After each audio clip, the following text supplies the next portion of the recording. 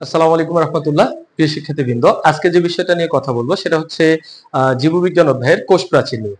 তো কোষ প্রাচীর হচ্ছে উদ্ভিদ কোষের একটি অনন্য উপাদান, যেটি কোষকে বাইরে থেকে সুরক্ষা প্রদান করে থাকে। আসলে বিষয়টা একটু যদি বুঝিয়ে বলি তাহলে বিষয়টা হচ্ছে এরকম, যেমন ধরে নাও আমাদের একটা বাড়ি আছে। এখন এই বাড়ির ভিতরে কিন্তু একটা, যদি পরিবারের কথা বলি, একটা বাড়ির কথা বলি, সেখানে কিন্তু অনেকগুলি ঘর থাকে। তো এই ঘরগুলা কি থাকে, যে বিভিন্ন ধরনের হয়ে থাকে। আর আবার এই ঘরগুলার বাইরে টোটালি কিন্তু একটা বাউন্ডারি ওয়াল থাকে। এই বাউন্ডারি ওয়ালটা কি করে, এই বাড়িটাকে বাইরের লোকজন বা বাইরের যে জীব জন্তুগুলো আছে এগুলা থেকে কি করে, সুরক্ষা প্রদান করে, কোষটাকে টোটালি মানে ওই বাড়িটাকে টোটালি সিক্রেট পয়েন্টে রেখে দেয়। আর ঠিক তেমনি ভাবে কোষ প্রাচীরটা হচ্ছে উদ্ভিদ কোষের একটি এরকম উপাদান যেটি কোষটাকে বাইরে থেকে সুরক্ষা প্রদান করে থাকে। যেমন একটা এক্সাম্পল দেওয়া যাক, ধরে নেন ভাইয়া আমাদের এই জায়গায় একটা কোষ আছে। হ্যাঁ, তো এই কোষটাতে কিন্তু বিভিন্ন ধরনের অঙ্গাণু রয়েছে। যেমন হচ্ছে আমাদের কোষ গহ্বর রয়েছে, প্লাস্টিড রয়েছে, ক্লোরোপ্লাস্ট রয়েছে, ক্রোমোপ্লাস্ট রয়েছে, মাইটোকন্ড্রিয়া রয়েছে, গোলজি বডি রয়েছে। এগুলা সবগুলা কিন্তু কোষের ভিতরে আছে, নিউক্লিয়াস আছে।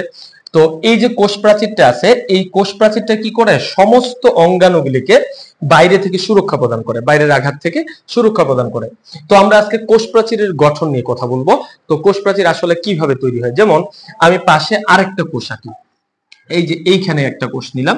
তো এই হচ্ছে দুইটা কোষ, এই দুইটা কোষের মাঝখানের যে অংশটা, এইটার নামে কিন্তু ভাইয়া হচ্ছে কোষ প্রাচীর। তো এখন এই কোষ প্রাচীরটা কিভাবে গঠিত হয় বা প্রশ্ন কিভাবে হতে পারে। তো এই কোষ প্রাচীর হচ্ছে এই অধ্যায়ের সর্বপ্রথম গ নাম্বার প্রশ্ন, যেখানে বলতে পারে কোষ প্রাচীরের গঠন ব্যাখ্যা করো। কোষ প্রাচীরের গঠন ব্যাখ্যা করতে বললে আমরা কিভাবে ব্যাখ্যা করব।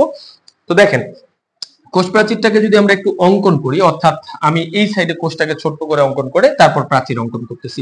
ধরে নেন এইখানে একটা কোষ আছে আর এই পাশে আরেকটা কোষ আছে। তো এই দুইটা কোষের মাঝখানের যে অংশটা, এটাই কিন্তু ভাইয়া হচ্ছে কোষ প্রাচীর। তো কোষ প্রাচীরটা মূলত কি কিভাবে গঠিত এটা নিয়ে যদি কথা বলি, তাহলে প্রথমেই আমরা পাচ্ছি এই যে এটা হচ্ছে একটা আলাদা কোষ, মানে এই পাশে একটা কোষ আছে, এটা ধরে নাও আমাদের এরকম ভাবে রয়েছে।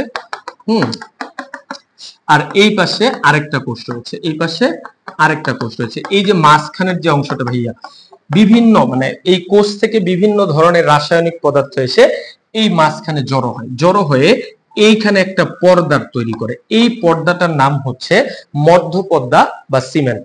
এটার নাম হচ্ছে মধ্যপর্দা বা সিমেন্ট। এটা হচ্ছে আমাদের মধ্যপর্দা, মধ্যপর্দা। এরপরে ভাইয়া এই মধ্যপর্দার পরে আমাদের বইয়ের ভিতরে একটু মিসিং আছে। মধ্যপর্দার পরে কিন্তু এইখানে যে মোটা দাগের অংশটা দেখতে পাচ্ছ, এইটার নাম হচ্ছে ভাইয়া প্রাথমিক প্রাচীর। এখন প্রাথমিক প্রাচীর, এই প্রাথমিক প্রাচীরের উপরে তৈরি হয় 3 স্তর বিশিষ্ট গৌণ প্রাচীর। আমাদের বইয়ের ভিতরে, বিশেষ করে 9-10 এর বইয়ের ভিতরে এই প্রাথমিক প্রাচীর নিয়ে কথা বলা হয়নি। আবার ইন্টারমিডিয়েটের উপরে বা ইন্টারমিডিয়েটে যখন পড়বো তখন কিন্তু আমরা কোষ প্রাচীর পড়তে গিয়ে এই প্রাথমিক প্রাচীর সম্পর্কে জানতে পাবো। তো এখন এই যে প্রাথমিক প্রাচীরটা হইলো, এই প্রাথমিক প্রাচীরের উপরে যেটা তৈরি হয় এটা 3 স্তর বিশিষ্ট গৌণ প্রাচীর, যার বাইরের স্তরকে বলা হয় বহিঃস্তর, হ্যাঁ, মাঝখানের স্তরকে বলা হয় মধ্যস্তর এবং ভিতরের স্তরকে বলা হয় অন্তঃস্তর। তার মানে এটা যদি মধ্যপর্দা হয়, এটা হচ্ছে বহিঃস্তর, এটা হচ্ছে মধ্যস্তর, আর এই পাশেরটা হচ্ছে আমাদের অন্তঃস্তর। এই হচ্ছে আমাদের কোষ প্রাচীর 3 স্তর বিশিষ্ট পর্দা দিয়ে আবৃত। যদি আমাদেরকে বলা হয় কোষ প্রাচীর কয় স্তর বিশিষ্ট পর্দা দিয়ে আবৃত, তাহলে আমরা বলবো 3 স্তর বিশিষ্ট পর্দা দিয়ে আবৃত, যার বাইরের স্তরকে বলা হয় বহিঃস্তর, মাঝখানের স্তরকে বলা হয় মধ্যস্তর এবং ভিতরের স্তরকে বলা হয় অন্তঃস্তর।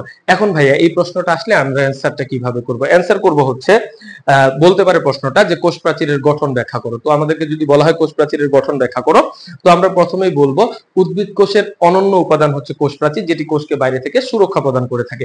নিচে কোষ প্রাচীরের গঠন ব্যাখ্যা করা হলো। ব্যাখ্যার জায়গায় আমরা সর্বপ্রথম এই চিত্রটা অঙ্কন করে দিব। এই চিত্রটা অঙ্কন করে দেওয়ার পরে আমরা কি করব, প্রথমেই বলবো বিভিন্ন দুটি কোষ থেকে বিভিন্ন ধরনের রাসায়নিক পদার্থ এসে জমা হয়ে একটি পর্দা তৈরি করে, যে পর্দার নাম হচ্ছে মধ্যপর্দা। মধ্যপর্দার উপরে আরেকটি পর্দা তৈরি হয় যেটার নাম হচ্ছে প্রাথমিক প্রাচীর।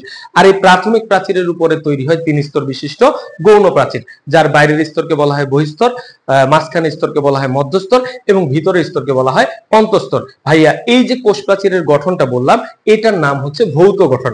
আবার কোষ প্রাচীরের রাসায়নিক গঠন রয়েছে। রাসায়নিক গঠন কোনটা, সেটা হচ্ছে কি, এই যে কোষ প্রাচীরটা যে যে রাসায়নিক পদার্থ নিয়ে গঠিত, এটাই কিন্তু হচ্ছে ভাইয়া রাসায়নিক গঠন।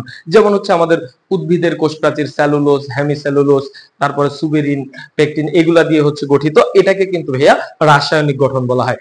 এখন যদি বলি ভাইয়া এই কোষ প্রাচীরটা কে আবিষ্কার করেছিলেন, তাহলে আমাদের সর্বপ্রথম বলতে হচ্ছে কোষ প্রাচীর নিয়ে সর্বপ্রথম যে বিজ্ঞানী কথা বলেছিলেন তিনার নাম হচ্ছে বিজ্ঞানী রবার্ট হুক।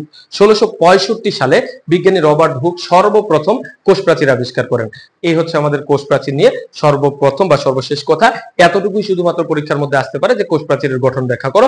আর এটাই হচ্ছে আমাদের এই অধ্যায়ের গ নাম্বারের প্রথম প্রশ্ন। এটা গ নাম্বারে হতে পারে, কোষ প্রাচীরের গঠন ব্যাখ্যা করো। তবে ভাইয়া মনে রাখতে হবে জীববিজ্ঞানের গ নাম্বারের বেশিরভাগ প্রশ্নের ক্ষেত্রে চিত্র কিন্তু বাধ্যতামূলক, চিত্র তোমাদেরকে দিতেই হবে। আশা করি ক্লাসটা বুঝতে পেরেছেন। ধন্যবাদ সবাইকে। আসসালামু আলাইকুম রহমতুল্লাহ।